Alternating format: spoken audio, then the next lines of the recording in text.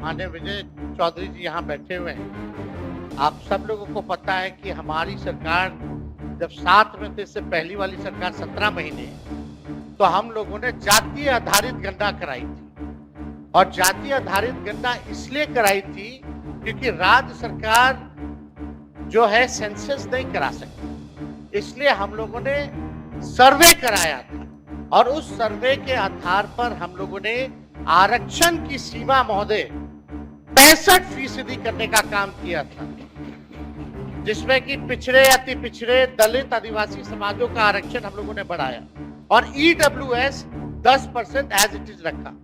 आज संविधान दिवस है महोदय, और संविधान दिवस के दिन पर कम से कम ये चर्चा, कम से कम सरकार से अपेक्षा ये की जाएगी कि इसका कम से कम जवाब देने का काम करे और इस दिशा में आरक्षण जो हमारी सरकार, जो महागठबंधन की थी पूर्व में, जो 65% हम लोगों ने बढ़ाया था, इसके लिए क्या कदम उठा रही है फिर से लाने के लिए। अध्यक्ष महोदय, आप जान रहे हैं कि हाई कोर्ट 9/11/23 में ये पारित हुआ था मेरे जन्मदिन के अवसर पर, आपको बखूबी याद होगा।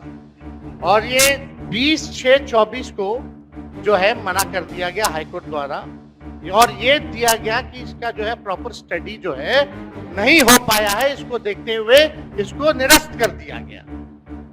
हमारा ये सवाल है महोदय कि जो संदेह नीतीश जी को था, माननीय मुख्यमंत्री जी को था, आपको था, हमको था कि भाजपा के लोग जो है किसी ना किसी प्रकार से कोर्ट जाकर के इसको निरस्त कराएंगे, इसलिए माननीय मुख्यमंत्री जी ने एक मिनट मेरी बात तो सुन लो।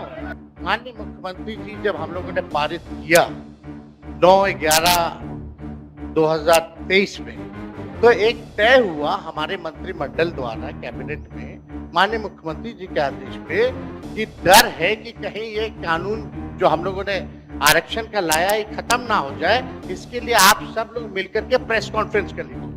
और सम्राट चौधरी जी, आप बोलोगे तो प्रेस कॉन्फ्रेंस का वीडियो हम आपको भेज देंगे आप दोनों को। उसमें माननीय चौधरी जी ने क्या कहा था, अशोक चौधरी जी ने क्या कहा था, हमने क्या कहा था, आपको प्रमाण मिल जाएगा। चलिए, दूसरी बात मेरा ये है कि अब तो स्टडी अब तो सुप्रीम कोर्ट में चल रहा है, अब हम लोग भी सुप्रीम कोर्ट में, आरजेडी भी पार्टी बनी हुई है उसको लेकर।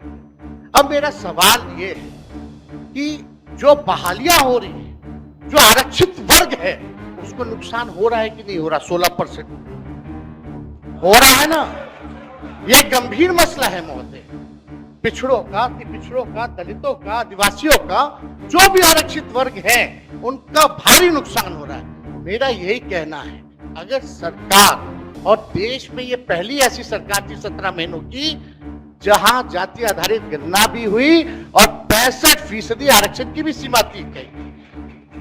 पहली बार इतना बड़ा निर्णय हम लोगों ने लिया, उस निर्णय को लागू कराने में क्यों फेल रहे? अब महोदय 2 पॉइंट हम खाली रखना चाहते हैं कि 23 में ये लागू हुआ, 23 में ये लागू हुआ, सुन लीजिए, आप भी बोल रहे भाई, अध्यक्ष हम लोग हर तरीके से सदन चलाना चाहते हैं, आप भी डिस्टर्ब कर रहे हैं। 2 पॉइंट, ये 11/23 में, चौधरी जी 11/23 में, 9/11/23 को ये लागू हुआ, निरस्त जो है हाईकोर्ट से 20/6/24 में हुआ। हम लोगों की मांग थी कि इसको शेड्यूल 9 में डाल दिया जाए। अगर आप लोग आरक्षण के पक्ष में थे केंद्र सरकार, तो इसको शेड्यूल 9